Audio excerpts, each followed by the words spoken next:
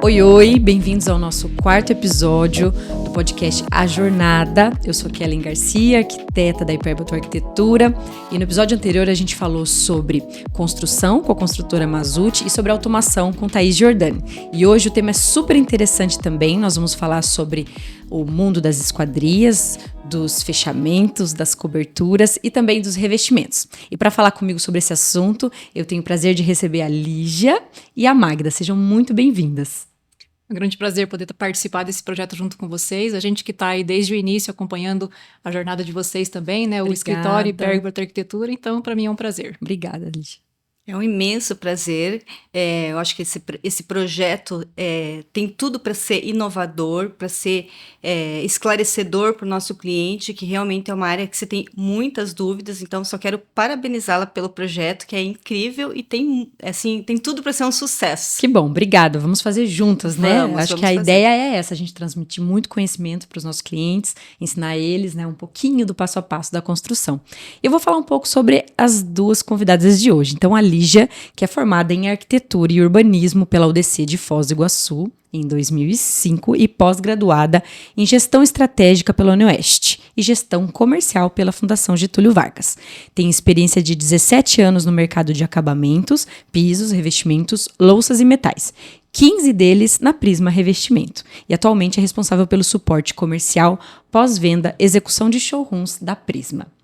E a Magda, que é pedagoga e arquiteta também, que trabalha com esquadrias há 12 anos na SR Soluções e está há 23 anos no setor de esquadrias. Bastante tempo, hein, Magda? Bastante tempo. Dá para ter uma pré-escola, e acho que talvez por isso a herança da pedagogia, né? É verdade. Juntou um pouquinho com a escola de revestimentos. Muito bom, né? São dois mundos diferentes, com certeza, né? Sim.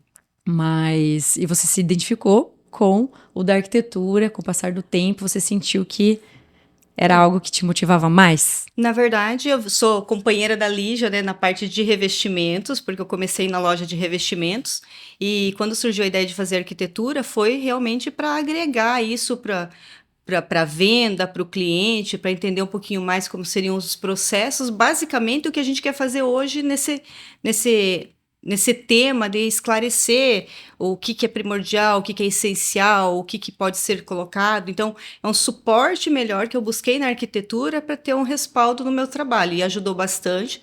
Não atuo como arquiteta, mas eu acho que tem um papel importante, um peso importante quando eu estou resolvendo isso com o cliente, né? Quando você tem, assim, uma responsabilidade de falar assim, olha, eu entendo, tenho um pouco de conhecimento, ajuda bastante na informalidade do dia a dia da obra, né, que acaba acontecendo. Ah, perfeito, muito legal, porque a Lígia também é arquiteta e atua de uma forma diferente. Meu irmão mais novo também é arquiteto, mas nunca desenhou nenhum projeto, porque ele trabalha também numa multinacional e num outro mundo. Então, às vezes as pessoas pensam, o arquiteto só projeta. Não, ele participa de vários setores, várias etapas que envolvem esse mundo vasto, né, da arquitetura. Sem dúvida, né? Tudo que a gente aprende na faculdade é uma bagagem a mais que nós temos, até para que a gente tenha um pouco mais de conhecimento, a postura que a gente tem diante do cliente, o próprio arquiteto, que é o nosso parceiro, né?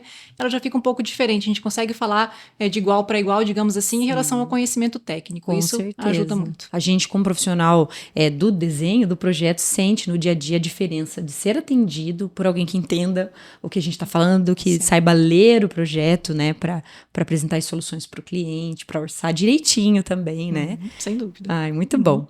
E agora a gente vai falar sobre esquadrias e revestimentos, que para nós são as primeiras grandes escolhas que o cliente tem depois do momento cinza, né? Que o cinza compreende alvenarias, as coberturas e toda aquela parte assim que parece que não tem muita graça, né? Que eu vejo que o cliente sente que aquilo ali não é ainda, principalmente as mulheres, né? As mulheres acham que elas ainda não estão vendo a casa até chegar nesse momento, né? É a parte gostosa que a gente fala, né? Quando você começa de fato a ver aquele 3D que foi feito, aquela imagem que foi feita, você consegue concretizar nessa fazer fase as escolhas, né? E aí, Magda, eu percebo que as pessoas não sabem o que são esquadrias. Tem muito disso, Kelly. O que é esquadrias numa obra? O que são esquadrias, né? O que compreende? Isso é uma verdade, porque quando a gente recebe alguns projetos, alguns clientes nos perguntam: vocês trabalham também com janelas ou só portas? Olha só, viu? Né? Então é um item que sempre cai em relevância lá nos orçamentos. Quando a gente fala em esquadrias, seria tudo que envolve o fechamento da casa. Então eu estou falando de portas, janelas, portas internas, portões, fechamentos especiais, né? Alguns revestimentos de brise, que hoje está muito alto na arquitetura. Então, são vários itens que compõem esse fechamento da obra em si, né? Legal. E aí entra também a questão de telhado. Então, são vários setores que a gente vai fechando essa obra. Entendi. E, inclusive, dentro do mundo das esquadrias, existem vários tipos de acabamentos para elas, né? Eu me lembro quando eu era criança, e vocês acho que vão lembrar mais ou menos como eu, que não tinha muita opção, né? Eu acho que meu pai construiu uma casa quando eu era criança, a pessoa ia na loja de materiais de construções, escolhia as janelas de tamanhos prontos, né? E era aquilo, era ferro, e acabou, né? E hoje a gente tem, de fato, uma indústria que oferece mais soluções. Eu acho que nessa nossa área, tanto da minha como da Lígia, são momentos que mudou muito de antigamente, porque na parte do revestimento se tinha 2 tamanhos e cerâmica. 3 cores, né? Branco, begezinho e um verdinho para quebrar o gelo. E as janelas eram prontas, elas não eram um item da arquitetura, elas eram um fechamento básico para não entrar água e vento, só isso. Ela não tinha um papel importante na arquitetura. E isso foi melhorando na mesma trajetória dos revestimentos, foi se criando soluções, foi se criando tipologias. Então é um leque muito grande que o cliente precisa entender e compreender para conseguir, junto com o profissional, fazer essa especificação, essa escolha de qual material ele vai utilizar. Sim, eu acho que daqui a pouco a gente vai se aprofundar um pouco sobre os tipos, né? Eu quero que a Magda explique um pouco os tipos, os benefícios de uns, entre outros, mas eu acho que a gente podia falar mesmo um pouco sobre essa retrospectiva dos revestimentos, né, Lígia? Desde a cerâmica, que, como a Magda falou, existiam 2, 3 tipos e tamanhos pequenos, né? Todo mundo tinha o vermelhão, não tinha, gente? Tinha a tradicional lajota, né? Todo mundo tinha em casa. Ou aquele sextavado que tem 6 ladinhos na calçada, né? E aí a gente teve uma evolução muito grande, que eu acho que vem em todos os segmentos da arquitetura, né? E da construção civil, que a indústria se profissionalizou muito mais. E aí a gente passou para porcelanatos. Me conta um pouco mais sobre essa trajetória. O que vocês têm, a gente tem essa impressão, né, de que era muito limitado, porque basicamente a cerâmica, ela originou lá da argila, né? Eles submetiam a argila a altas temperaturas, e aí inicialmente utilizada mais como utensílios mesmo da cozinha, vasos, urnas, esse tipo de coisa. E foi evoluindo à medida que as pessoas entenderam que precisava se revestir, que precisava se proteger de alguma forma a construção, né? E aí foram as primeiras, obviamente, as cerâmicas que a gente chama de cerâmicas vermelhas, que eram feitas naturalmente mesmo de argila. Foi se evoluindo, veio para o grès já mistura um pouco a argila com pó de pedra, né? Já começam a aparecer outras tonalidades, outros tipos de acabamento, e aí em seguida vem o porcelanato, que hoje nos apresenta aí uma gama infinita de possibilidades, tanto em relação à superfície, à textura, a tamanho, a possibilidade, inclusive, de você hoje em dia conseguir imprimir alguns desenhos de pedra natural, de madeira, enfim, hoje você tem uma infinidade, aí a tecnologia nos traz isso, de ter uma gama infinita de possibilidades a serem feitas através de um porcelanato ou mesmo de uma cerâmica, quando é o caso de ser utilizada, né? E nós aqui no escritório temos 15 anos de trajetória profissional, e eu tenho uma lembrança de logo no comecinho ali, da nosso trabalho, a gente vê que os porcelanatos eram todos importados, que era algo da China, não eram produzidos aqui, exatamente, né? Então você vê que é um tempo curto de tempo, porque naquela época ainda existia cerâmicas bastante, e hoje a gente quase não tem mais cerâmica, muito pouco, muito simples, né? Um produto que baixou muito o nível. E os porcelanatos hoje são produzidos nacionalmente numa escala muito maior, né? Sem dúvida, hoje em dia nós temos indústrias aí que têm um know-how absurdo, assim, de conhecimento em relação a como se produz, né? Com boa qualidade, com resistência, com o que a gente acabou de falar agora, com acabamentos diferenciados. Então, hoje a nossa indústria brasileira, as mais importantes hoje, tem possibilidades de qualquer outro tipo de indústria no mundo, né? Então, hoje a gente consegue produzir aqui porcelanatos em formatos de até 1,60 por 3,20, que são os super formatos que a gente chama, e são produzidos no Brasil, né? E a gente não tem nenhum tipo de dificuldade de dizer que é um produto de excelente qualidade. Então, como você disse, foi em pouquíssimo tempo que isso aconteceu, isso veio de fora, sem dúvida, mas a nossa indústria absorveu isso muito bem e está trabalhando muito bem hoje com isso. É muito legal, né? Nós somos fãs no escritório de produtos de acabamento natural, né? Então, a gente sempre prioriza uma pedra natural, uma madeira, mas é inegável a forma como a reprodução dos naturais, né, nos porcelanatos, e aí vou falar nas esquadrias também. Que imitam madeira, é inacreditável. A pessoa tem que tocar mesmo, e às vezes até tocando, fica em dúvida, né, se é material natural ou não. Sem dúvida. E esse produto, na verdade, Kellen, ele não vem para substituir o natural, né? Então, ele não é uma questão de, agora nós temos o porcelanato e não vamos mais utilizar a pedra. Não é, é outro perfil de cliente, né? É outro perfil de cliente, de outra projeto, busca de projeto, necessidade especiais, né? Exatamente. Então, às vezes, por exemplo, uma pedra que é muito bonita, que ficaria muito interessante num projeto, você vai ver que, de repente, num piso, em determinada área da casa ou do comércio, ela não é adequada para aquele uso. Então, às vezes, ela tem absorção, às vezes ela risca com mais facilidade. Então, a gente não pode considerar só essa questão da beleza do produto, né? Então, é o uso também. Então, ela não vem para substituir, ela vem para somar, ela vem para trazer outras possibilidades de uso. Com certeza, concordo. E existem propriedades, né? Os materiais, eles têm a questão estética deles, cumprem papel nesse sentido, mas eles têm questões também funcionais, na questão térmica, na questão acústica. Então, temos essas questões a considerar quando você coloca uma madeira, para que tenha menos reverberação num ambiente de quarto, por exemplo, do que um porcelanato, né? Absorção do som. Então, para nós, isso tudo tem importância. E na esquadria também, né, Magda? Também. Porque tem esquadrias que passam mais som que outras, né? Mais vento, vamos dizer assim, né? Também. Esse item de escolha de materiais e necessidades, acho que foi, assim, uma experiência boa estar eu e a Lígia aqui, porque a gente tem histórias muito parecidas nesse desenvolvimento do produto. Porque tem demandas de a madeira natural ser linda, mas exige a manutenção do piso. A mesma coisa acontece com as esquadrias. São lindas as esquadrias de madeira, mas dependendo do local onde ela está inserida, do clima, qual vai ser a manutenção desse item, se é uma casa de fazenda, é uma casa de veraneio, é uma casa de cidade, então demanda tratamentos diferenciados. É maravilhosa, mas precisa ter um cuidado especial. Então, hoje, com essa diversidade, o cliente consegue escolher o que ele quer para ele. E sempre vai ter algumas, como se diz assim, algumas questões que surgem que, de repente, dá para a gente colocar aqui. Vamos falar um pouquinho, vou falar do teu, né? Vamos falar sobre piscina. O cliente, ele vai escolher entre ter um piso térmico ou um piso fácil de limpar. Ele vai ter que fazer uma escolha. A mesma coisa acontece com as esquadrias. Eu quero não abro mão de uma esquadria boa, ou eu vou só querer colocar um blindex, que é um fechamento. O blindex hoje ele é um fechamento. Ou eu quero uma esquadria que tem uma eficiência acústica, que tem uma eficiência térmica. Então, tudo é questão de escolhas. E a gente está aqui hoje para colocar quais são as opções disponíveis no mercado. Sim, porque todas têm benefícios.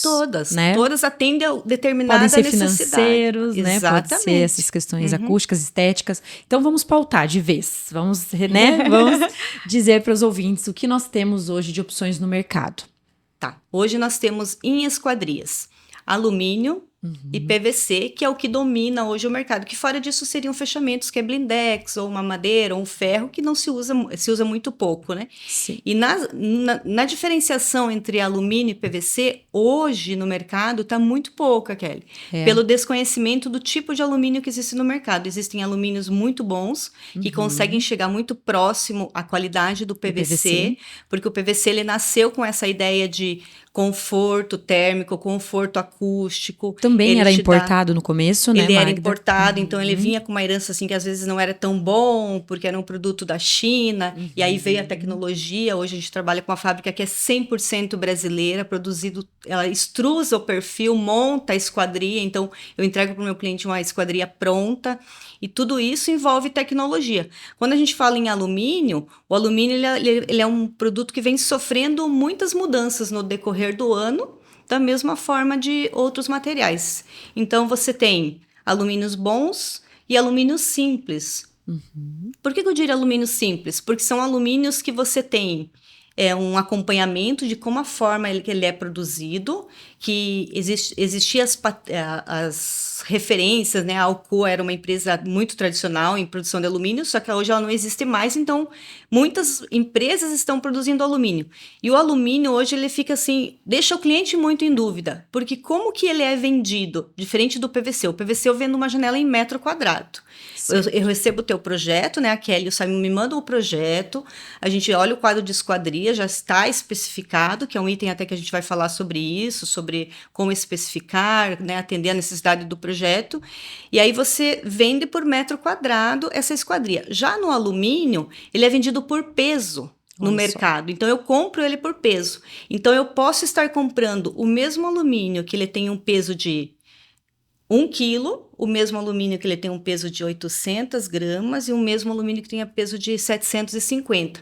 O que o cliente está recebendo? Não sei, porque o cliente não consegue mensurar isso. Sim. Aí ele tem que buscar uma empresa que tenha referências, que tenha programas de qualidade, que tenha normativas para ser atendidas para ter um produto com segurança. Então, isso é um item muito importante. Já no PVC, existe, né, a ASPEC que regulamenta, que controla tudo isso. E no alumínio fica um pouco solto isso, né, para o cliente saber o que ele está comprando. Entendi, legal. E em relação aos benefícios entre um e outro, você falou que eles estão muito próximos. De fato, né, nós que fazemos muitas casas, a gente percebe que o alumínio tem desempenhado muito bem a função dele de vedação, né? Que antes era o grande, acho que a grande propaganda do PVC em relação ao alumínio era você não vai ter problema acústico, você não vai ter problema de térmico, mas hoje o alumínio está, eu não sei, me diga se está no mesmo nível. Está no mesmo nível. Se a gente fala de empresas que estão qualificadas para isso, boas empresas estão. Porque, de repente, você está com um cliente que ele fala assim, eu moro num condomínio bem residencial. Ele não tem problema de acústica, mas ele quer um conforto solar. E aí, no PVC, nós temos câmeras, que é um perfil que ele não deixa propagar esse som, porque ele tem câmeras entre a estrutura do perfil. Diferente do alumínio, que ele é um tubo simples, né? Um tubo convencional. Então, o PVC se destacava por isso, para ele ter essas câmeras e se tornar um produto de conforto acústico e térmico. Aí, como surgiu esses alumínios com câmera europeia, que a gente chama, que são alumínios que conseguem atender muito próximo ao PVC, fica tão bom quanto. O que mudaria entre um cliente escolher PVC e alumínio? Depende do projeto. O estilo do projeto. O estilo do projeto, algumas demandas técnicas, por exemplo, que o PVC ele não consegue atender muitas alturas, a gente já teria que trabalhar com travessas, já o alumínio permite. Hoje, o desafio do alumínio não é mais o alumínio, é o vidro. Sim. Que o que compõe a esquadria são 20% perfil, 80% vidro. Então, o desafio hoje no mercado é o tamanho do vidro. O vidro que acompanhe, né? O vidro que acompanha, porque o perfil já é possível a gente extrusar ele em tamanhos maiores, que antigamente ele chegava a 6, hoje está chegando a 7,5, 8, 8,5. Nós aqui no escritório, particularmente, o Simon é muito fã do perfil de alumínio pela estética que ele traz, né? Então, ele tem um perfil mais slim, mais fino, com que quase entrega só a transparência, né? Isso. Que é uma coisa que a gente gosta muito. Essa integração, né? Do externo com o interno. E no PVC a gente já tem essa robustez de perfil.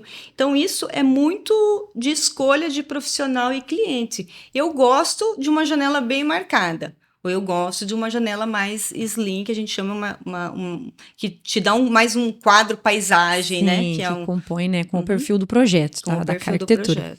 Lígia, e na área do revestimento também, a gente tem revestimentos ultra finos, né? Como os PVCs hoje, os vinílicos, né?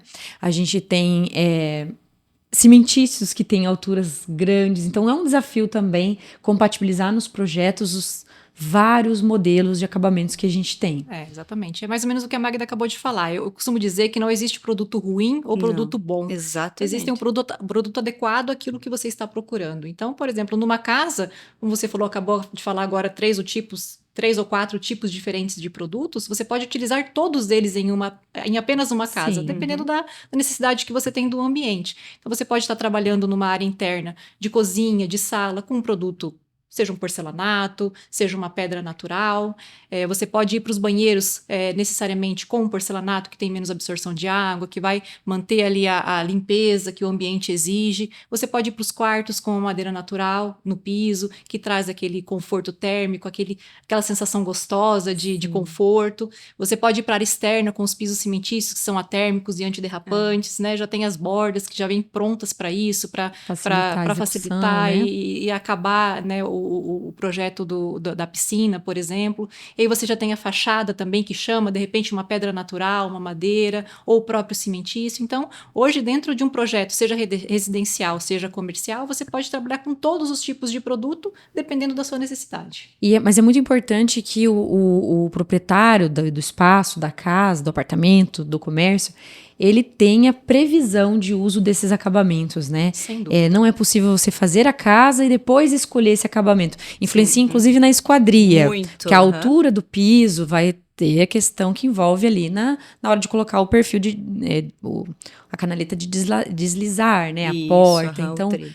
existe essa questão, muitas pessoas chegam no momento errado na loja. Sem dúvida, Kellen. Aí é em grande importância de se contratar um profissional qualificado, de confiança, que tenha o estilo que você procura para sua casa ou para o seu ambiente comercial e que ele acompanhe todos os processos da construção, principalmente a parte do projeto. Tem muitas pessoas que, infelizmente, contratam um profissional e querem que o projeto seja feito da forma mais rápida, mais ágil possível, porque existe a ansiedade de se ver aquilo e tudo, e acaba pecando não nessa... Tem compatibilização. Não tem compatibilização, não tem essas previsões que você acabou de falar, de projetar de forma adequada para receber aquele tipo de acabamento, e aí às vezes começa a alterar o projeto também durante a execução, que é durante péssimo para o que todo é péssimo para mundo, né? todo Todos mundo. Então, envolvidos. isso acaba gerando depois algumas adaptações que não são tão interessantes. Então, eu costumo dizer, obviamente, que o acabamento ele precisa ser decidido durante o projeto, sem dúvida nenhuma, para que você consiga prever todas as questões de espessura, do que você precisa para cada tipo de ambiente, das características técnicas de cada um. Então, sem dúvida nenhuma, ele tem que ser decidido durante o projeto. O projeto é muito importante, porque o cliente, muitas vezes, por falta de conhecimento, né, ele vê o projeto 3D e acha, tá bonito, legal, e aprova. Quando eu posso começar? Aí sim que vem o trabalho, né? Exato. Porque você tem que detalhar todas as camadas, né? Para que a gente tenha um resultado positivo, né? Para que seja feliz. E isso envolve muito no projeto, né? Muito. Porque como que você já vai escolher um revestimento agora se você ainda não pensou na finalização de cor, de revestimento, de movelaria? Então, Exato, altura de forros. essas etapas precisam ser respeitadas. E, novamente, eu parabenizo esse projeto, porque isso aqui pode até se tornar uma escola, né?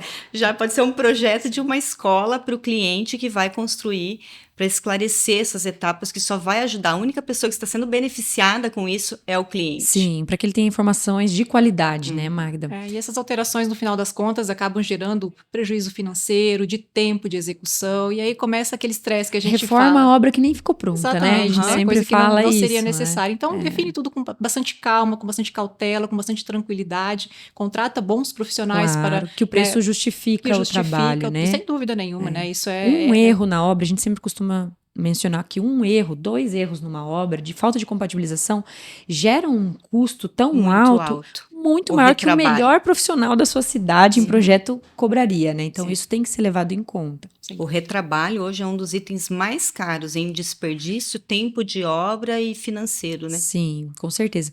Magda, uma questão que as pessoas têm muitas dúvidas é em relação à pré-instalação de esquadrias, porque a gente sabe que tem alguns perfis de alumínio que tem que ser utilizado um contramarco. A gente sabe que tem alguns que tem que ter outros tipos de pré-produção. Como seria isso? Voltamos ao projeto. Por quê? Porque são etapas diferentes na escolha entre alumínio e PVC. O alumínio, ou sim, ele precisa ser instalado com contramarco. Sempre. Ele é benefício para o cliente e benefício para a empresa que produz as esquadrias. O PVC, ele já entra numa fase mais lá no finalzinho da obra, já quando está até com demanda de pintura. Então, você não precisa estar lá na parte cinza, que vai ser instalado o contramarco, e já entra com a esquadria pronta. Então, são etapas totalmente diferentes do alumínio para o PVC. Então, o cliente precisa escolher o que ele quer para já trabalhar junto, porque isso vai demandar lá na parte cinza, com os nossos colegas anteriores, estarem preparados para receber esse contramarco, deixar ele instalado, bem finalizado, limpo, para depois receber as esquadrias. Elas podem ser, no caso de alumínio, elas podem chegar ou nessa fase intermediária, né, depois dessa parte cinza estrutural. Na parte do reboco ou antes? Depois do reboco ela entra, digo até depois do revestimento, porque a gente fala em tipos de instalação, que ela pode ser instalada faceamento interno, pode ser você tá falando instalada... da esquadria, não contramarco.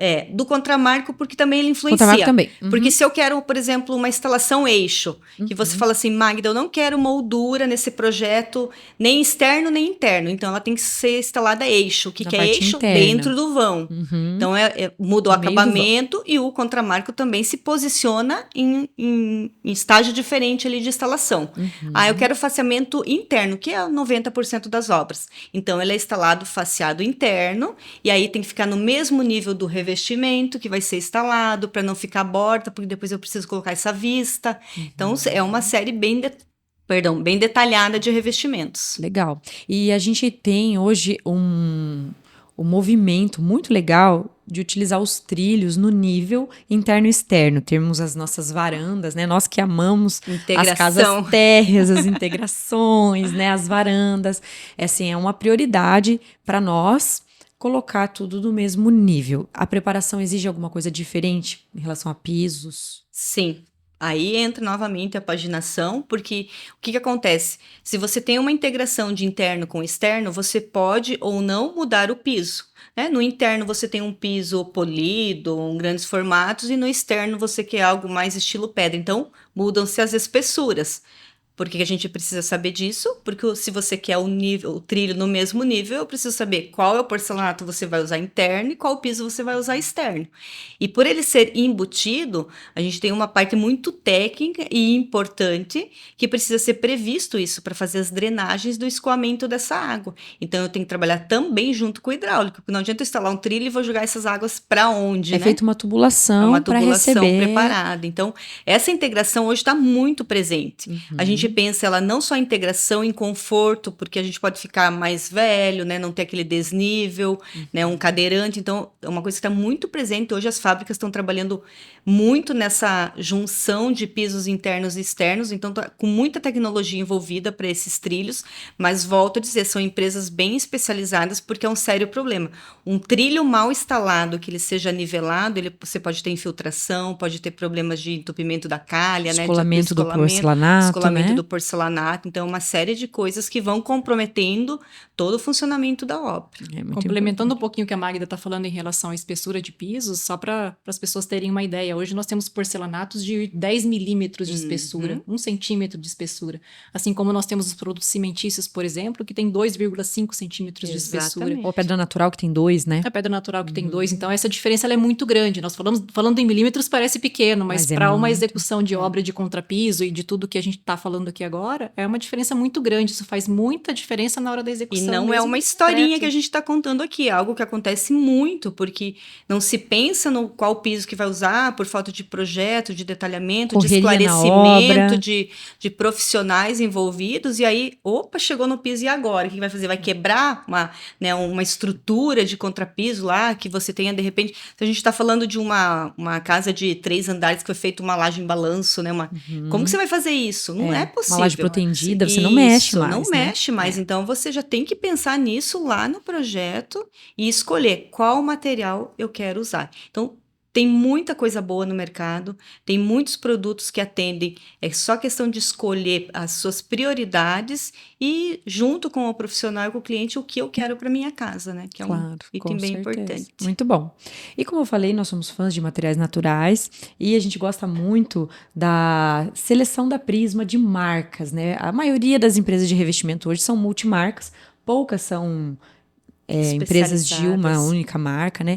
E assim, qual que é o desafio de uma empresa de revestimentos na hora de fazer essa carteira de fornecedores, né? E ter uma linguagem, porque isso eu acho muito importante. Para nós, como especificadores, chegar numa empresa e entender a linguagem dos produtos e ver que eles são compatíveis com a minha personalidade, a minha forma de trabalhar, também é legal, porque eu consiga criar esse mood board, né? Que é trazer, o piso do banheiro vai ser esse, o revestimento vai ser esse, aqui eu vou usar um detalhe assim, e você conseguir colocar todos juntos e entender que eles têm sintonia, né?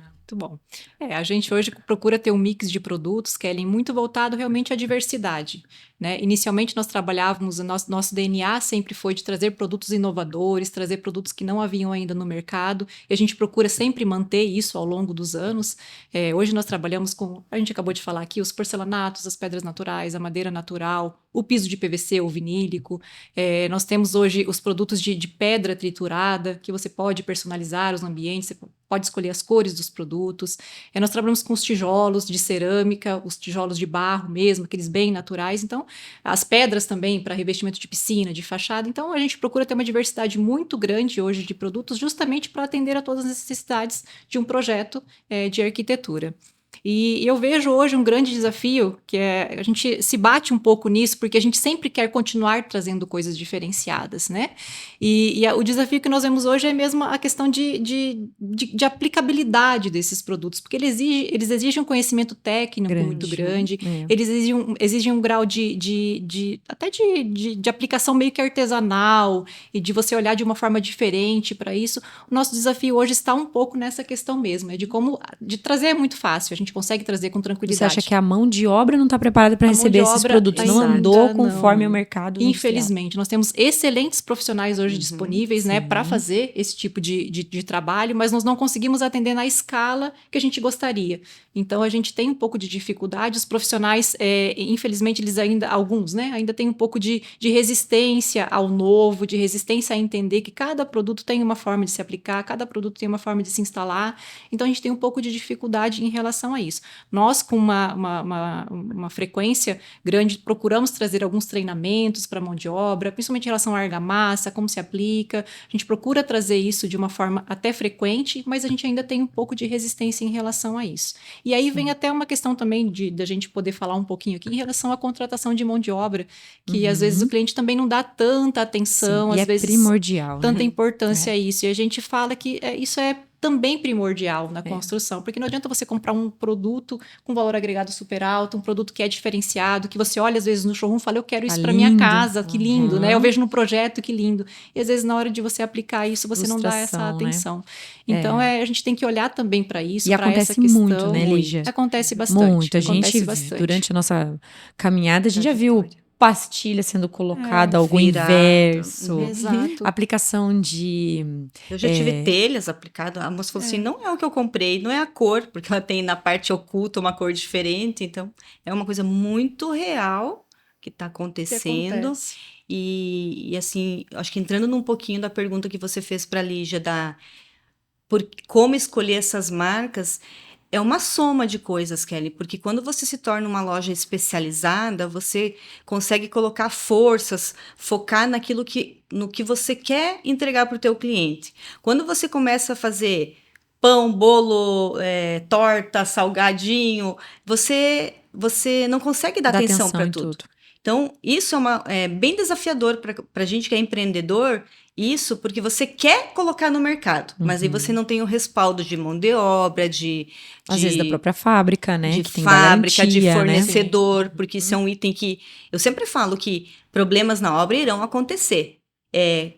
Qual é o papel da empresa que o cliente contratou? Agilidade para resolver, como vai resolver isso, né? Porque o problema está ali, ele está existente, então a gente tem que resolver. E quando você tem poucos fornecedores e um material mais especializado, você também tem um respaldo do fornecedor, de você prensar ele e falar assim, precisamos resolver isso aqui, né? Então, eu vou fazer essa substituição de um lote que deu problema, de uma esquadria que veio trincada, de coisas que acontecem no dia a dia da obra que não é perfeita, sim, mas o respaldo desse fornecedor. Quando você tem um leque muito grande de possibilidades, de produtos na loja, você é só mais um. Sim. Você é números, né? Ninguém te identifica, né? Não te identifica. Então, você não específico. consegue se especializar, você não consegue fazer um treinamento com a equipe, você não consegue treinar o profissional hoje para aplicar esse material. Então, é um ramo bem desafiador. Por isso que você acaba, né, diminuindo esse portfólio para você entregar isso com responsabilidade. E essa visão que a gente sempre tenta passar para o cliente, porque ele tem a liberdade de escolher, mas faça uma boa escolha, porque o retrabalho custa muito caro. Com certeza. Então, quando ele começa a colocar isso na caneta, né, na cadernetinha, ele fazer a soma, ele vai ver que saiu muito caro para ele. Sim, eu concordo com você, vejo isso E eu acho diariamente. que eu acho que essa questão de mão de obra que a gente está falando também é nossa responsabilidade. Afinal de contas, é quando a gente traz um produto que ninguém conhece, né, e para um mercado que é tão... Vou largar aqui, né, e se vira, instalar. Não é, eu acho que não é bem assim. Eu acho que é o nosso papel também levar a informação às pessoas. Como eu disse, a gente procura fornecer esse treinamento para a mão de obra, para que ela seja cada vez mais especializada, mais atenta a esses detalhes. A gente procura também, de alguma forma, conscientizar o cliente sobre isso, porque às vezes a pessoa tem uma mão de obra de confiança, que trabalha para ele há tanto tempo, e de fato é uma mão de obra de qualidade, mas às vezes não acompanhou essas novidades, né? A tecnologia dos materiais em si, ou produtos que vêm de fora que são desconhecidos da gente. E tem um campo gigante de trabalho para esse tipo de pessoas, né? Você sabe que quando eu estava no período de loja, de revestimento, foi logo que surgiu o revestimento acrílico. Né, na empresa. Sim. E aí os assentadores, eles odiavam, porque assim, enquanto eles instalavam 50 metros do rejunte comum, o acrílico, né, que é como se fosse como que é o nome hoje, o epóxi, né, que substituiu. A base de acrílico. Ele demanda de você instalar 20 metros quadrados, porque ele demanda de uma aplicação diferente, né? Se você vai fazer numa piscina, a piscina tem que estar coberta, você tem que limpar no tempo certo. Só que a gente falava isso para o profissional, olha, é melhor você aplicar 20 metros e você cobrar do cliente, mostrar para o cliente que isso é melhor para ele. Aí o que ele faz? Ele fala que o produto é ruim, porque ele não tem a informação, ele não se profissionalizou para instalar esse rejunte, para aplicar esse rejunte, então ele passa a denegrir o produto e falar que o produto é ruim. Isso é tão triste, porque aí muitas vezes o cliente acredita na mão de obra, né? E não na empresa que está fornecendo, ou nos profissionais, que tem ali um mapa de mundo muito maior. Quando se lança um produto, são anos de pesquisa, não é um produto, né, que a gente cria da noite para o dia e põe no mercado. Então, é um laboratório que faz análises, que testa o produto para beneficiar o cliente. Era um produto excelente. E aí você via assim, o cliente trocando porque o assentador não queria colocar. E eu acho que isso, Magda, como eu estava dizendo, é de responsabilidade nossa também levar essas informações, porque às vezes, até um bom tempo atrás, as pessoas viam também como preconceito, ou as pessoas viam isso como um preconceito, e na verdade eles não tinham acesso à informação. Até pouco tempo atrás o acesso à informação era muito mais difícil do que é hoje. Então hoje, as indústrias, por exemplo, que lançam produtos diferentes, elas colocam vídeos na internet. Tem tudo na internet. Os manuais de assentamento, eles são muito detalhados, né? Então, já vem junto com o produto. Então cabe a nós conscientizar o cliente, a mão de obra ou a construtora que está fazendo, de levar essas informações para as pessoas, porque eles têm interesse de aprender, eles querem saber como é que faz, justamente porque é um nicho muito interessante de se desenvolver profissionalmente. Claro, então, eu penso que é isso, falta um pouco de informação, alguns de fato não buscam, mas a maioria quer acesso e tem um pouco de dificuldade. E então, a gente vê pessoas com muito sucesso nesse ramo, né? Dúvida, instaladores de porcelanato, pessoas respeitadíssimas, engenheiros, inclusive, trabalhando como mão de obra no dia a dia, né? Nós temos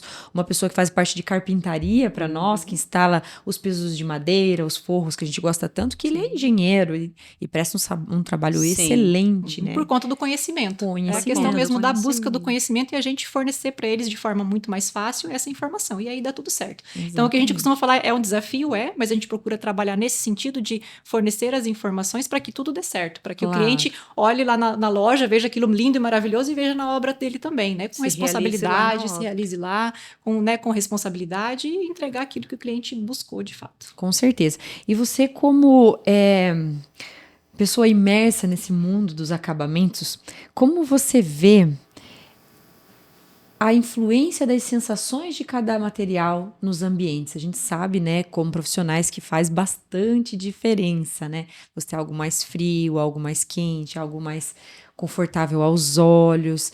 Na empresa é assim também, na hora de definir por uma coleção, para colocar à venda, existe isso? Ou até para colocar no showroom de vocês? Como vocês fazem essas apostas? O cliente, ele tem muita dificuldade, Kelly, em entender um produto. A gente que está no meio, como você acabou de dizer, a gente que está no meio, a gente tem facilidade. Você olha aquilo, você já consegue imaginar aquilo no ambiente, enfim, aquilo ambientado, para a gente é muito fácil. Para os clientes é um pouco mais difícil.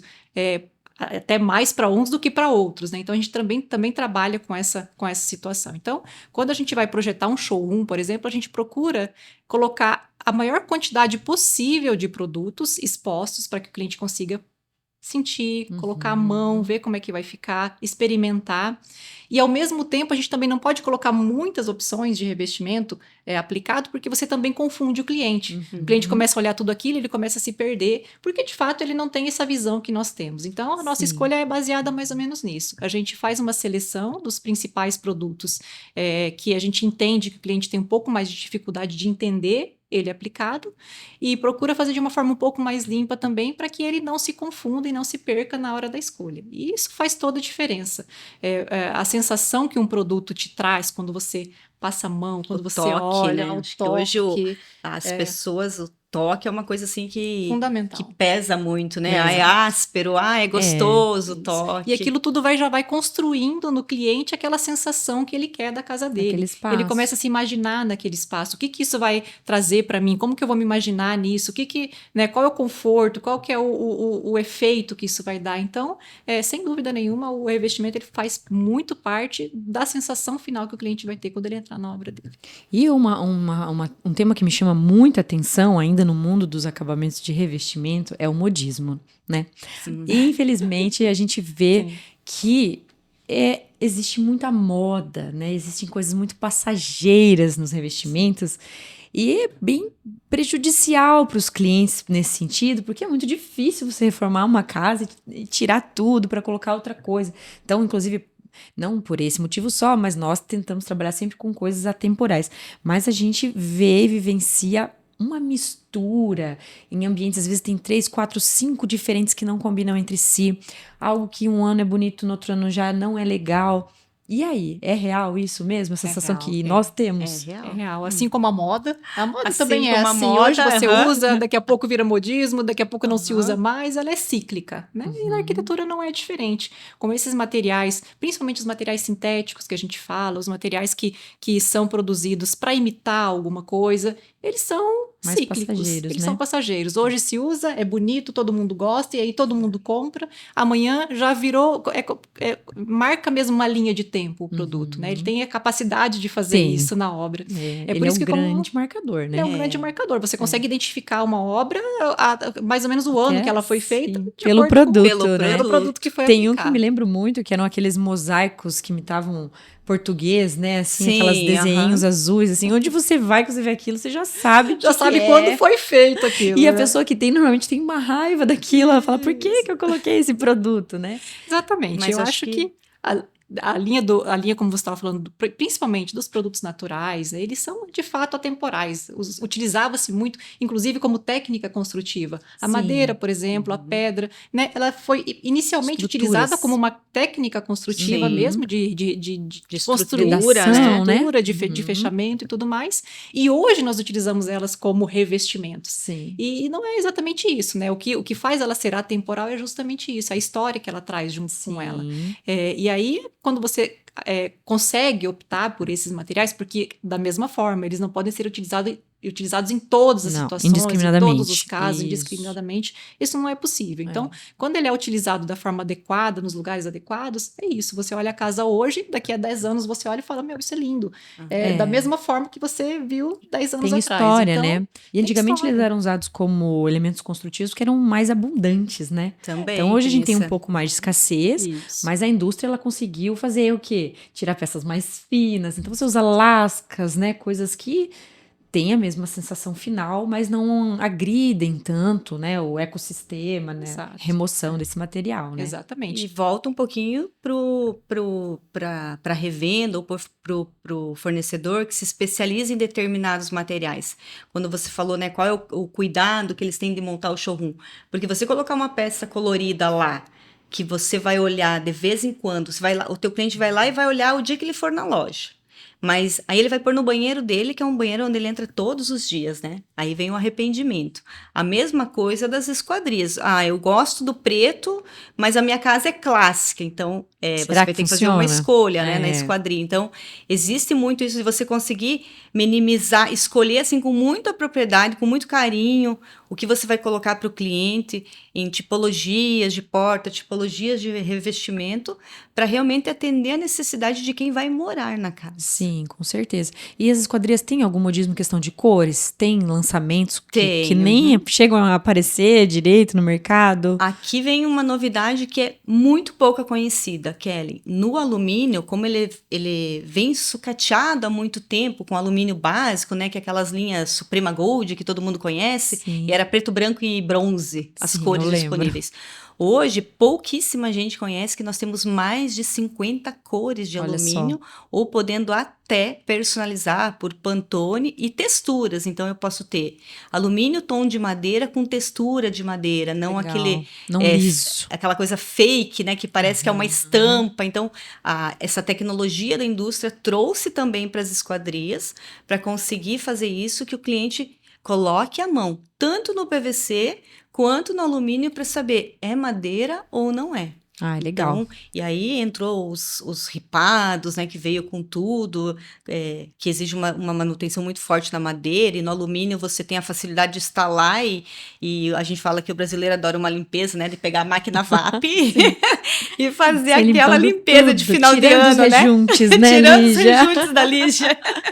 Acabando com os pisos das áreas. Não precisa de tudo isso, né? gente, né? Deixa o material ser o que ele é, no lugar que ele está. Às vezes dá uma tristeza, né? Assim, aí se a gente entrar nessa conversa de manutenção, então assim, enfim, né? Porque é ácido, né? É uma série de produtos inadequados, né? Que estragam muito mais o produto, tiram películas, porque é muito legal que os produtos vêm com películas de proteção, a maioria deles, tratamento, né? Tratamentos, pensado para melhorar o dia a dia do cliente.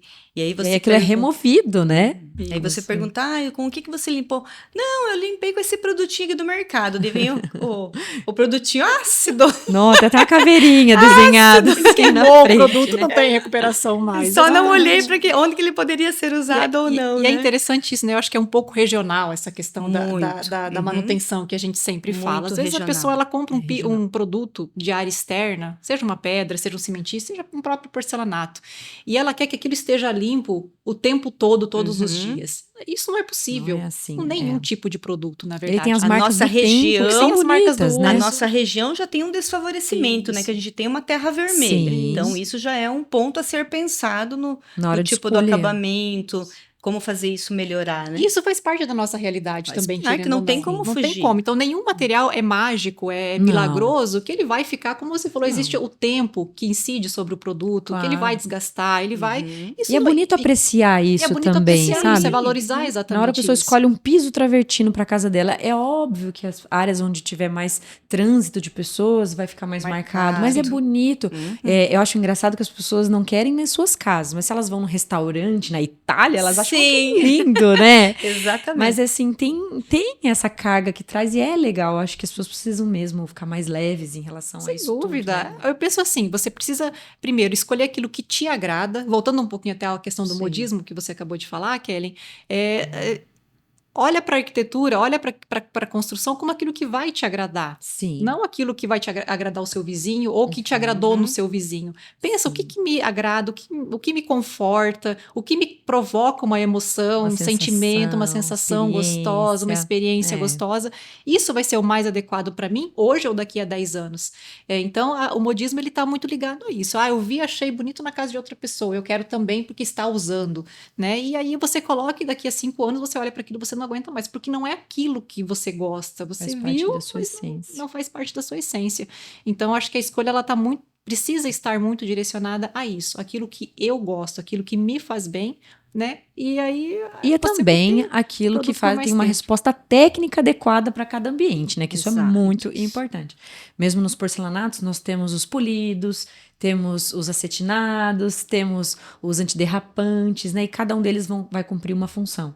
Então, muitas vezes o cliente chega numa loja e ele não sabe das diferenças entre esses produtos, né? E da importância de você não especificar um piso polido na piscina. Sim. Né? E o quanto isso pode ser grave, né? Isso mesmo. A indústria hoje também disponibiliza os vários tipos de acabamentos diferentes de acordo com o uso que você vai fazer. Então, como você acabou de falar, um piso para uma área externa, ele precisa ser antiderrapante. Ele precisa ter segurança, ele precisa proporcionar ao usuário a segurança. Então, sim, o piso de área externa precisa ser antiderrapante. Ele vai ser um pouquinho mais fácil de limpar? Mais difícil de limpar? Vai ser, sem dúvida, mas você precisa priorizar a segurança.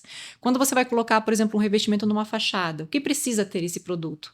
Ele precisa ser resistente, ele precisa ser durável, ele precisa resistir à temperatura, à chuva, a frio. Então, eles têm que ter uma resistência muito maior do que um revestimento interno de um banheiro, por exemplo. Então, tudo isso vai do conhecimento das características de cada produto e você especificar e escolher de acordo com isso. Numa cozinha, por exemplo, você precisa de um produto que seja um pouco mais fácil de limpar, né? Que você consiga dar uma manutenção um pouco mais fácil, sem dúvida. Então, tudo isso vai do conhecimento da característica de cada produto para que você consiga especificar bem em cada ambiente. Legal. E Magda, me fala um pouco sobre as portas internas, que também estão mudando, né, ao longo dos últimos anos. Não é mais só aquela porta de 2,10 por 80 com, né, uma vista de 8 centímetros. A gente mesmo aqui no escritório, nossos projetos que vocês atendem, sabe, a gente gosta de portas até em cima, muito também porque as pessoas às vezes não entendem o porquê dessa escolha, mas as casas mudaram muito, os pés direitos subiram, então antes você tinha uma casa de 2,50, 2,60 e uma porta de 2,10, tava bom, né, tinha um visual compatível, mas hoje é difícil você colocar uma porta com 2,10 de altura num pé direito de 3 metros, você tem uma testa ali para compensar. E aí, como que o mercado tá lidando com essas novidades? Lembrando que isso não é só questão de estética. Quando você sobe o pé direito de uma residência, você proporciona muito conforto para o cliente, em questão de clima. Então, isso é um benefício para o cliente. E a indústria entendeu isso muito bem.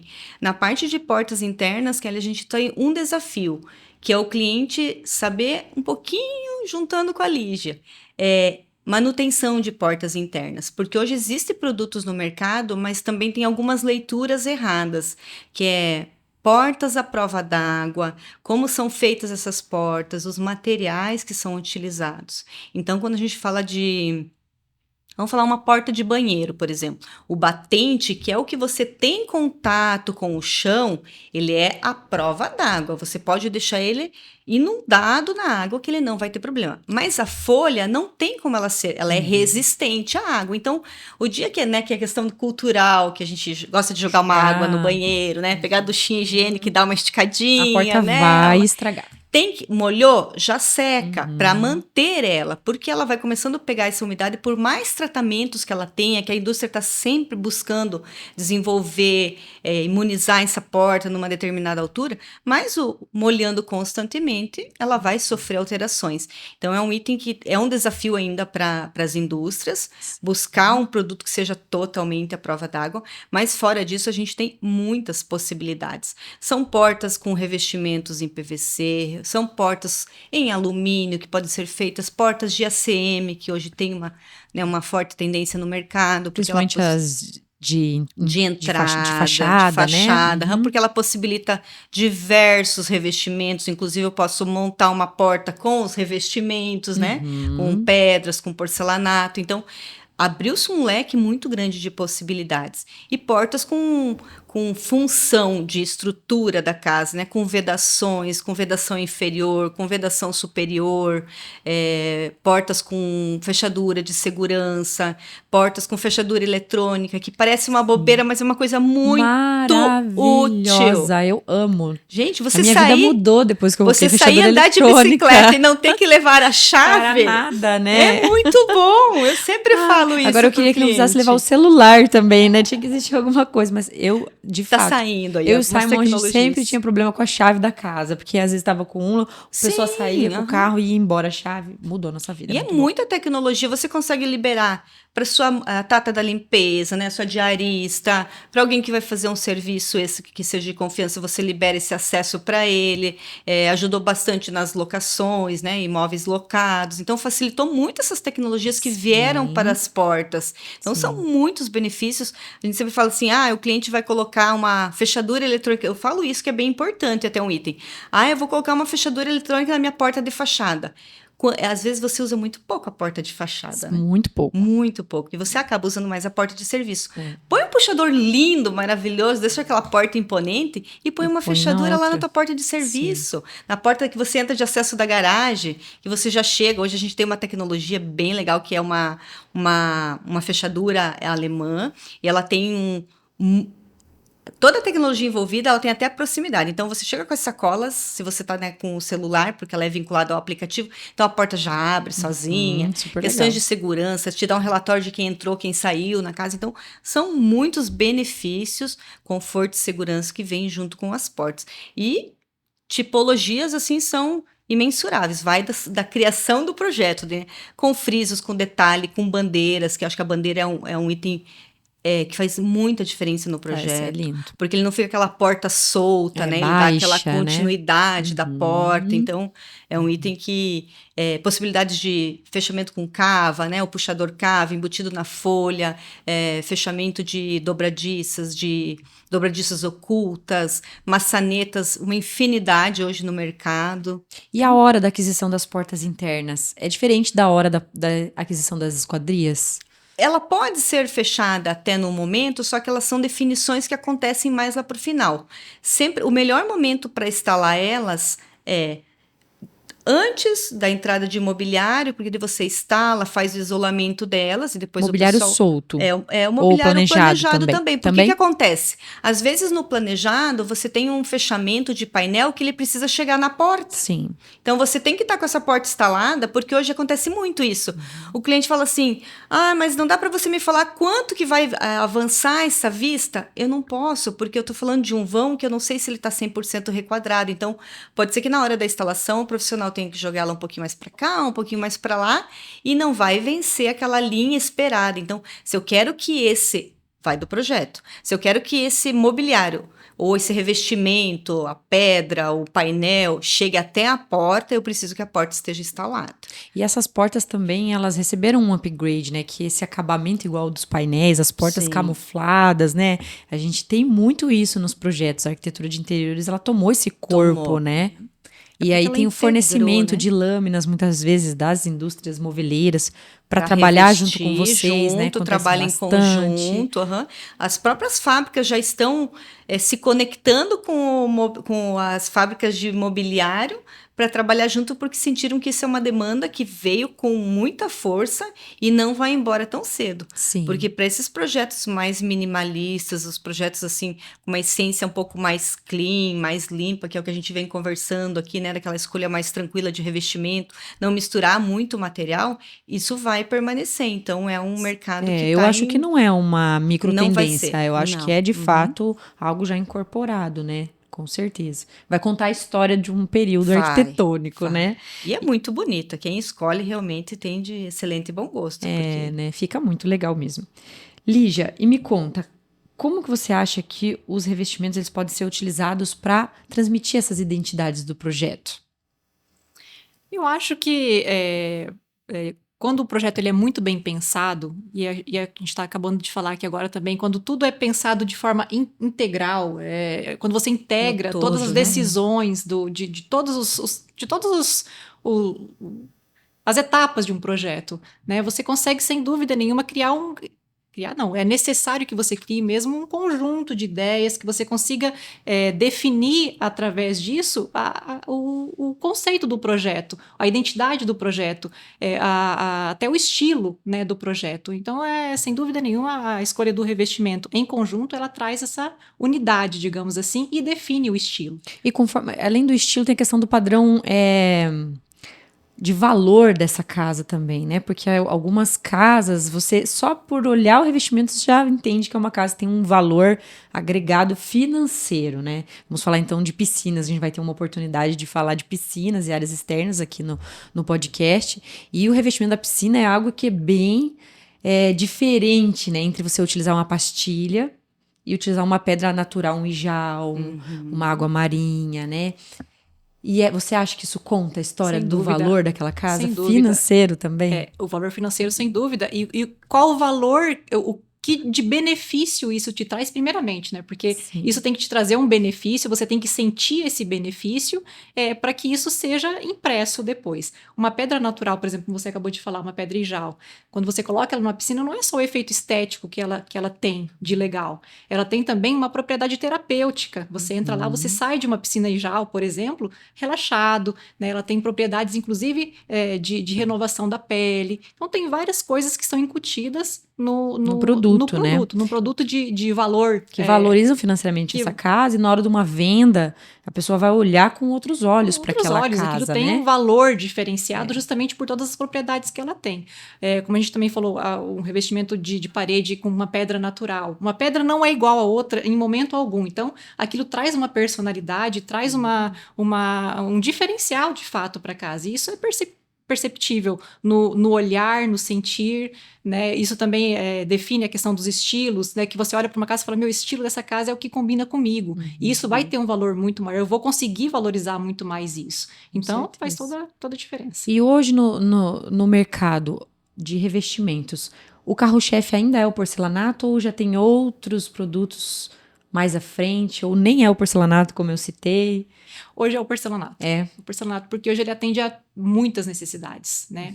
As questões técnicas, a questão de valor mesmo do produto. Obviamente, hoje você consegue comprar um porcelanato que imita muito bem uma pedra com um valor muito mais interessante. Então, isso também ajuda a fazer com que seja mesmo um material mais especificado, porque ele atende a várias necessidades com um custo-benefício bem interessante. Então, em relação a garantias, cada produto tem uma garantia diferente, uma forma de entrega diferente. Entrega que eu falo é mesmo de transporte, né? Acho que isso também os clientes, eles acabam se surpreendendo na hora de comprar. Porque tem produto que é entregue direto pela loja, tem produto que vem direto da indústria, que tem o frete pelo cliente, que é por peso. Então, como que é um pouquinho dessa dinâmica?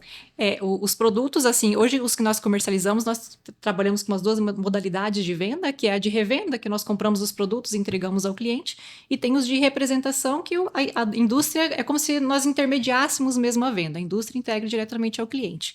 E hoje nós disponibilizamos de uma transportadora que faz o transporte personalizado, que atende justamente essas necessidades de entrega mesmo de piso e revestimento, que é um produto extremamente frágil, difícil de carregar, pesado e tudo. Então, hoje nós disponibilizamos também desse serviço de entrega para facilitar a vida do consumidor. Legal. Então, de fato, existem várias modalidades de formas de venda, dependendo do tipo de produto. Tem indústrias que, inclusive, fazem a paginação do produto, né? Para que fique perfeito, né? Isso é muito legal. Hoje a gente também. tem, os sites das indústrias que nós representamos, eles são sites muito completos que oferecem, inclusive, isso. Além das informações técnicas dos produtos, de como você pode utilizar esses produtos, tem também alguns aplicativos que fazem simulação mesmo dos ambientes. Você coloca lá o produto que você quer, ele consegue simular aquele produto no seu ambiente através de uma foto, super por legal, exemplo. né? Então, existe bastante disso também, né? Os sites hoje, eles são muito... os sites hoje são muito ricos em informação para o consumidor final também. E os prazos hoje em dia de entrega de produtos são muito variados, ou eles seguem um padrãozinho, porque às vezes os clientes chegam e falam, eu preciso ver o revestimento, porque demora 180 dias, né? Isso. E aí a gente fala, calma, acho que não é bem assim, são alguns produtos, como que funciona? Varia bastante, Kelly. Varia bastante. Os produtos industrializados normalmente têm um prazo um pouco menor, porque são produzidos em grande escala, as indústrias normalmente mantêm esses produtos em estoque. Nós também compramos hoje, nós temos uma gama aí de quase 50 produtos em estoque, né, pronta entrega para o cliente. Agora, quando a gente fala de produtos naturais ou produtos importados, por exemplo, a gente depende muito de importação mesmo, de trazer isso para o Brasil, né? E as indústrias, elas trabalham de acordo com demanda, mas um produto natural, às vezes, pode ser que você não consiga extrair naquele momento, aquele produto está em falta no mercado. Então, tem essas variáveis que acontecem. É por isso que a gente também, assim que é definido o projeto, assim que é definido o que vai ser utilizado, que o cliente já consiga fazer a aquisição mais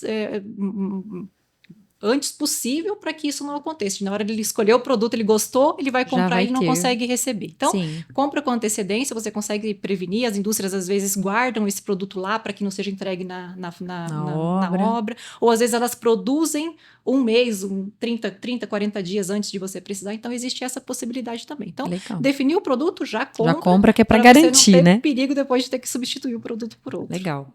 Magda, o processo de compra, a gente está falando do processo de compra, de prazo de entrega e nas esquadrias. Então, a pessoa comprou, lógico que tem o tempo da obra, né, para fazer a instalação. Mas como mais ou menos funciona? Depois que mediu, quanto tempo? Eu sei que em alguns casos as esquadrias são montadas primeiro, os vidros vêm depois.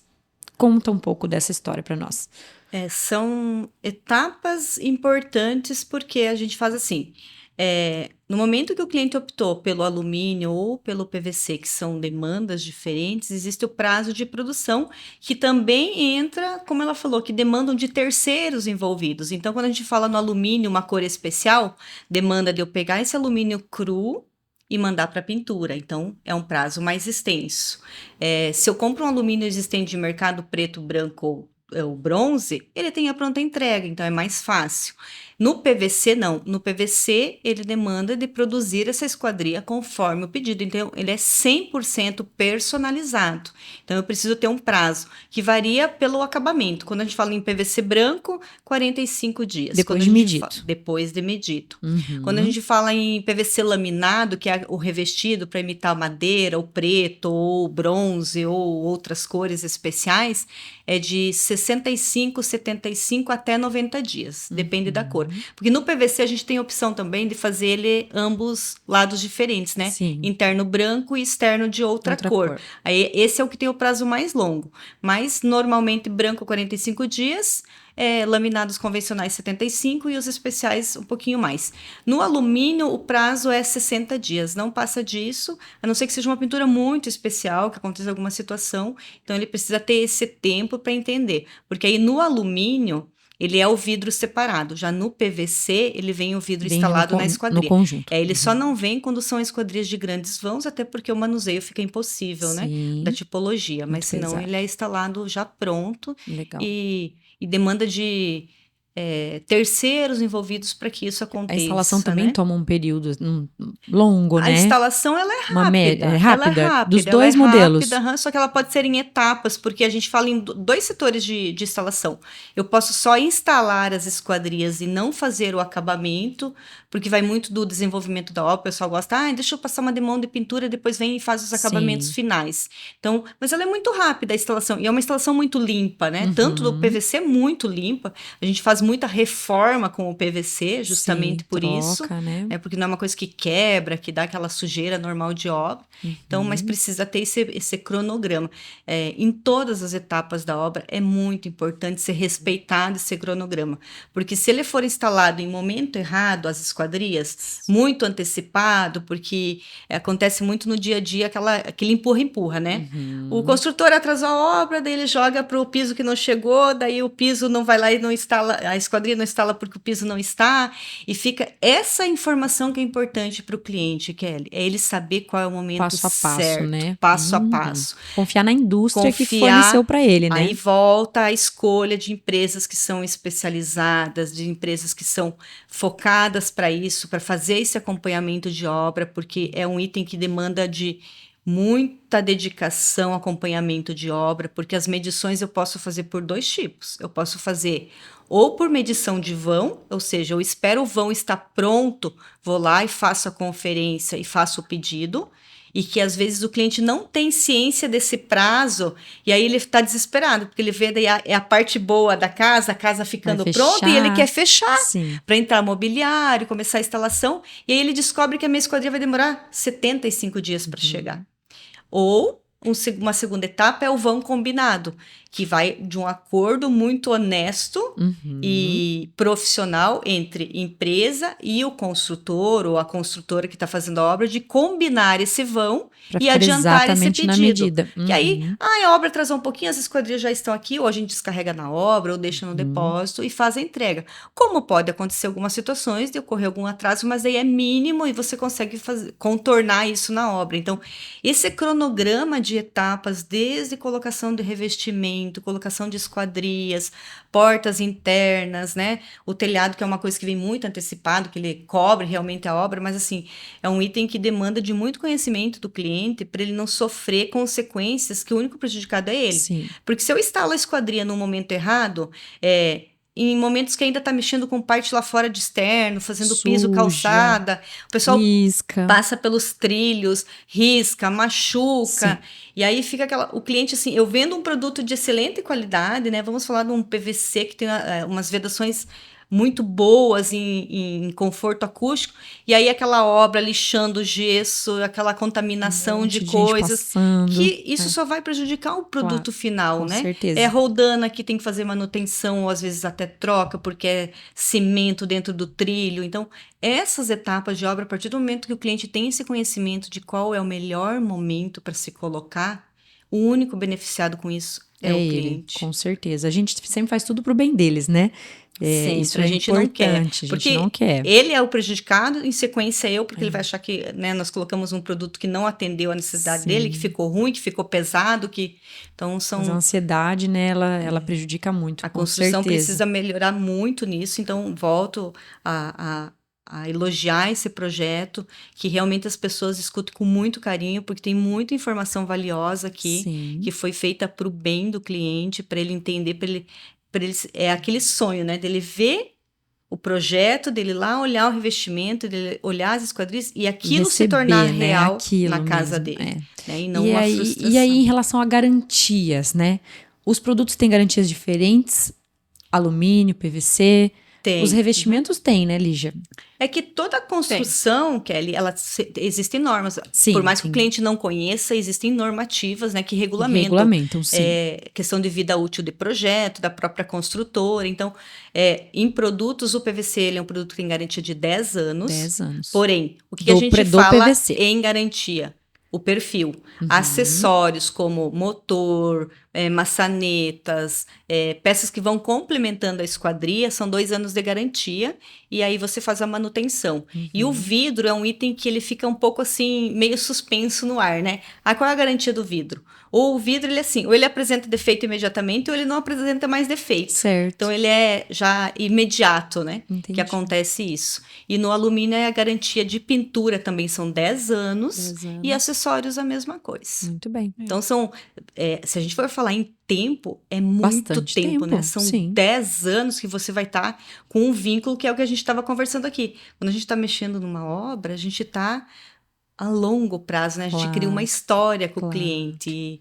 E isso a gente preza muito, porque a gente encontra nossos clientes no supermercado, né? A gente encontra vocês no restaurante. Então, é uma relação saudável que a gente tem que construir para isso, né?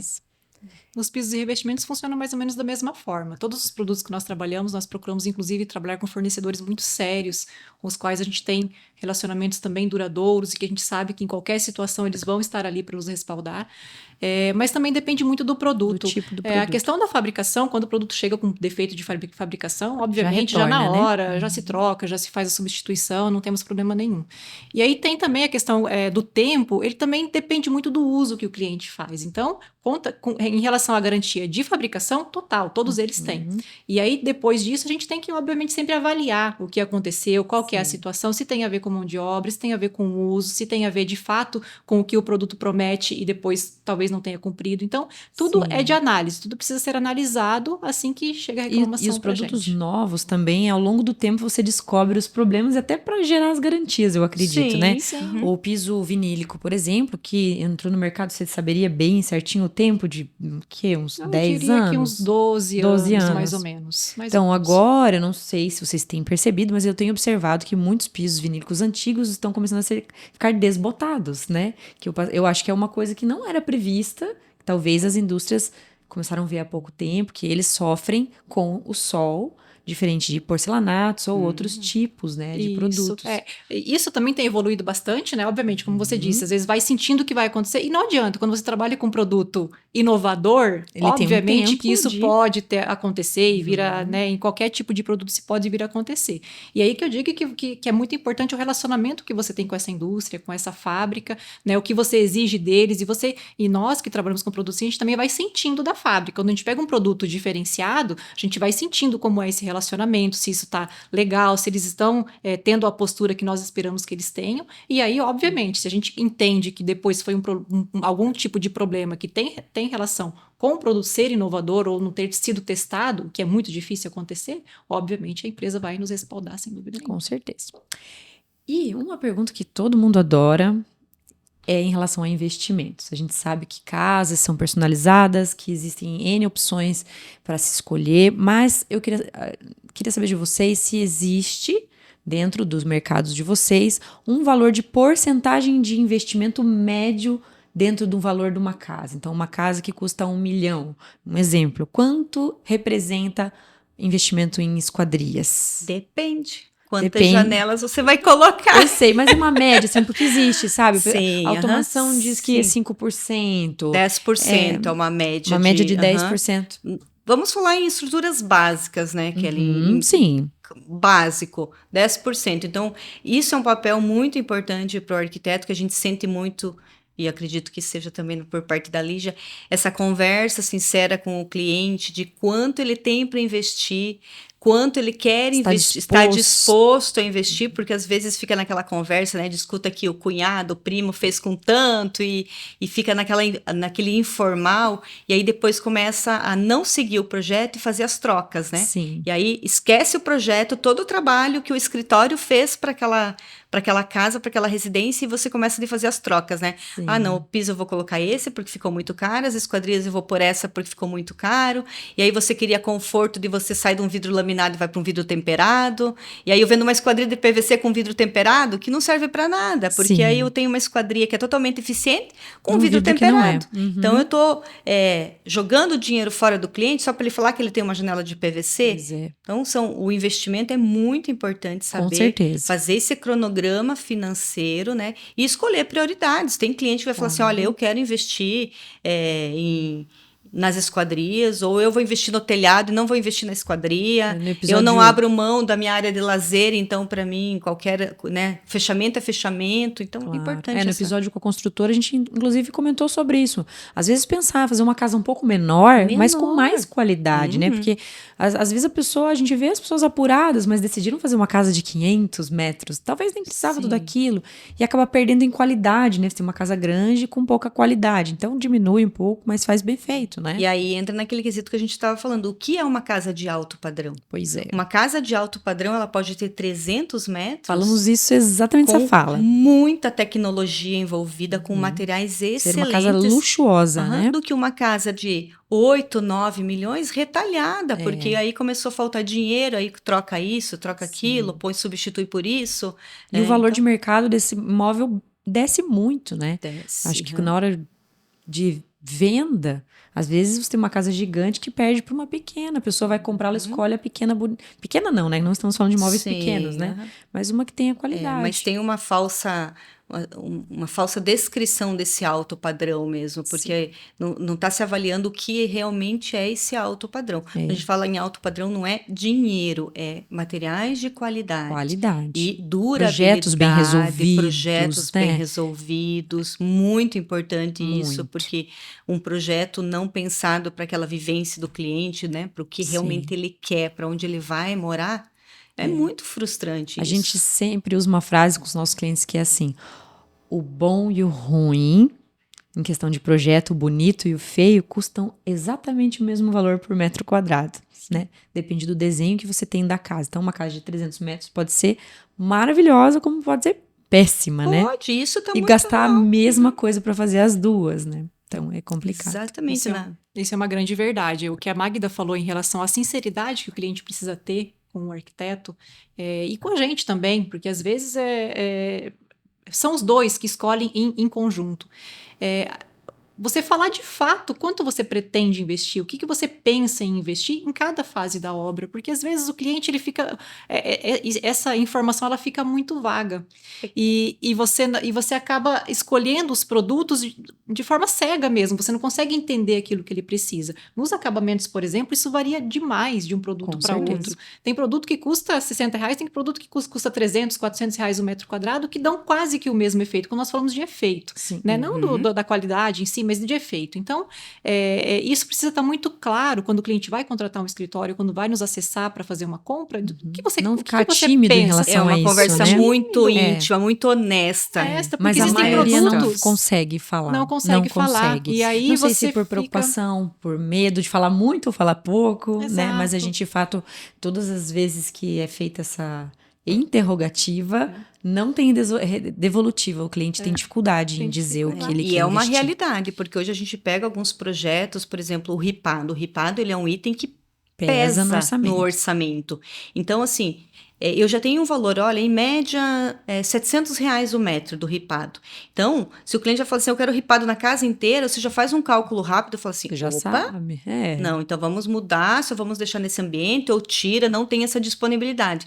Agora, você não pode desenhar um projeto que tenha porta-camarão, que tenha ripados em todo o revestimento, e aí o cliente não tem esse valor para investir, e ele tira, e o teu projeto já sai. Sim, aí ele olha para casa do vizinho, a casa do vizinho é melhor que a dele, né? Porque e é uma realidade que a gente precisa que o cliente tenha essa consciência de estar ciente de quanto ele quer investir para a construção da casa dele, para ser o sonho e não o pesadelo, que parece uma frase boa, mas se torna um pesadelo por essa falta de informação, de ser verdadeiro, de ser real, para ele não virar as costas aqui com o seu projeto e falar assim, Lígia, o que você tem aí para que eu possa substituir, porque ficou muito caro o que a Kelly escolheu. Não tem coragem de falar para o profissional, né? E o que é caro para um, às vezes não é para outro, né? A gente teve uma experiência assim, logo no começo da nossa carreira, a gente estava fazendo um projeto para uma família e eles chegaram para nós falando que eles queriam gastar pouco. E foi até com revestimentos a situação. E, né, na nossa cabeça, na época, bem no comecinho, nossa, gastar pouco, a gente foi com eles na loja, comprou os revestimentos para colocar nos banheiros. E quando fez a instalação, ela falou, não quero, assim, é muito simples. Para nós foi ótimo, caiu a nossa ficha exatamente ali, no comecinho. Que o que é pouco para uma pessoa que está investindo numa casa 5, 6, 7, 8, 10 milhões, é diferente do que é pouco para mim. Né? Então também tem isso, eu não tenho como saber o teu limiar, sua meta. E aí quando você tem essa informação de forma muito clara, o que você faz, Kelly? Você trabalha dentro daquilo, porque é possível às vezes você economizar em uma coisa para você poder investir em outra que vai ter um destaque legal, que vai fazer a diferença para o cliente. Às vezes o cliente não abre mão de ter um travertino na parede de uma sala. Não sei, ele não abre mão daquilo. Então você fala, não, eu já sei, ele tem isso para investir e ele quer a parede da sala dele com esse travertino. Então de que forma eu vou otimizar o custo de outros produtos em ambientes menos importantes para que ele tenha esse sonho dele na sala dele e que não interfira. Nós fazemos muito esse jogo aqui no escritório. Isso é muito legal, porque você consegue trabalhar com isso. O trabalho do arquiteto é isso, é conseguir, dentro da realidade, administrar aquilo. Claro. E é muito possível você fazer isso. Então, se você me perguntar hoje quanto eu gasto em média, é impossível saber. Porque como a Magda falou, às vezes o cliente quer colocar revestimento em todas as paredes da casa. Às vezes o cliente quer colocar só o piso. Às vezes o cliente quer colocar um produto mais caro no piso e mais em conta na parede. Ou às vezes ele quer colocar mais barato. Então, é muito difícil você chegar no quanto ele vai investir final. Em média em acabamentos. É muito, muito difícil. Eu diria, estimaria em torno de 15%, 20%, mas volto a dizer, isso varia demais, então é muito difícil você passar uma informação que não é... Com certeza, vai mesmo da experiência ali do produto. Tem que conhecer, tem que buscar os produtos, pesquisar, deixar que cada fornecedor apresente o que tem de melhor e ele faça as escolhas, né? Eu posso ter uma porta, hoje portas de grandes vãos são maravilhosas, mas no dia a dia, a gente sabe que elas são portas um pouco mais difíceis de manuseio. Com isso surgiu a automação para as portas, especial para as portas. Então, é um investimento alto? Depende. Se você vai usar muito, eu diria que ele é muito barato. Porque para você tirar uma porta de 7 metros da inércia, é uma porta puxado. pesada. Agora, você ter a facilidade de você apertar um controle e a porta abrir numa automação que está invisível aos olhos, que está oculta e que está acontecendo, é caro para quem, né? Isso é inovação nas esquadrias? Isso é inovação nas esquadrias. O que mais vem? Alguma outra novidade para a gente conhecer? Tá vindo bastante revestimentos diferentes. Então, tá vindo agora alumínios revestidos também. Está sendo uma tendência que vai ser um lançamento até inclusive na Expo Revestir agora, vai ter vai estar locada junto uma parte de pinturas, então vai ter um braço um pouquinho voltado para as esquadrias. Então vem essa tecnologia, a automação que eu diria para esses grandes vãos é quase que item de necessidade básica, é uma inovação, mas seria muito importante o cliente já pensar nisso, porque é facilidade do dia a dia, né, para quem tem crianças em casa, né, que tem ambientes que se integram de grandes vãos. Então, tem muita coisa boa vindo aí na parte de revestimentos que ajudam, né, complementam a esquadria. A própria base está lançando um produto que vai ser espetacular. Parece bobo, mas é um revestimento que ele vai substituir a madeira, mas ele é feito de casca de arroz. Olha só. Junto com os polímeros do PVC. Então, são produtos que vão servir para deck, para revestimento. E fica com uma carinha de madeira. Madeira, super com legal. Pintura com garantia de 5 anos, que você escolhe o tom dessa pintura, né? Então, tem muita tecnologia. Hoje, a construção civil, acho que ela tá muito agraciada, né? A gente veio desde o momento da pandemia, ela entrou como item de necessidades, né? Que foi uma das áreas que não fechou, que continuou trabalhando, então se entende que realmente ela está muito presente hoje na vida das pessoas e cada vez mais as empresas estão trabalhando intensamente para trazer soluções para o cliente. Que bom, né? Então, por isso é importante dos profissionais se atualizarem, né? Sempre. De vocês sempre nos receberem quando a gente tá com tecnologia para apresentar, para vocês passarem isso para o cliente. Não ficar parado no tempo, né? A mão de obra urgentemente se atualizar para isso, né? Então, é muito importante. E a indústria de revestimento não para, né? Não para, né? Hoje o que a gente vê muito, cada vez mais os revestimentos mais finos, com espessuras menores, legal. maiores. Inclusive, no nosso episódio com automação, a Thaís trouxe uma informação de que aquecimento para pisos agora não vai mais ter que fazer desnível no contrapiso. Exatamente. Que a gente tinha problemática, né, na hora de colocar nos banheiros. Então, os pisos mais finos, automação mais fina, aquecimento mais fino, tudo hoje é mais slim, né? E graças à tecnologia, né? A matéria-prima empregada, ao tipo de maquinário que se utiliza para isso. A Roca hoje diminui o peso, né? Diminui o peso, o transporte automaticamente, já temos um valor de frete menor. A trabalhabilidade desse produto, porque afinal de contas, uma pessoa, a mão de obra que a gente acabou de falar agora, conseguir assentar um produto tão grande, ele tem que ser mais leve, ele tem que ser mais fácil de ser manuseado. Então, isso só traz benefícios. Então, a indústria hoje, principalmente do porcelanato, ela vai muito nessa vertente de diminuir as espessuras, ser possível você colocar cada vez conjuntas menores também, né? Menos rejunte. Aí você tem aquele efeito monolítico né? quase das obras. Então, isso menos também manutenção. Caminha muito para isso. Então, e isso, volto a dizer, produzido aqui no Brasil. E é muito interessante também, muito bom, né? O custo é menor, você tem menos variáveis de mercado aí. Então, para nós, isso está sendo excelente. Gera empregos, sem dúvida nenhuma. Bom. E pensando mesmo na nossa realidade. Então, a tecnologia para os revestimentos, meu Deus, né? Inova todos os dias mesmo. Todos os dias você vê coisas diferentes aí. Mas a do porcelanato, que, volto a dizer, hoje é o nosso maior volume, né? E que representa bastante, ele vai para esse caminho. Legal, isso aí. Muito obrigada, meninas. Foi um prazer receber vocês. Tenho certeza que inundamos de conteúdo. Ai, foi muito Quem bom. ouviu esse episódio, né? Foi de muito valor. Rico, né? E a gente tem expectativa de que as pessoas construam melhor, né? Estejam mais conscientes. E obrigado por fazerem parte desse projeto. Nós realmente que agradecemos de coração. O projeto é muito lindo. Obrigada. A gente quer que seja uma construção saudável, né? Que a gente consiga quebrar aquela coisa assim, eu não quero reformar, não quero construir, porque é dor de cabeça.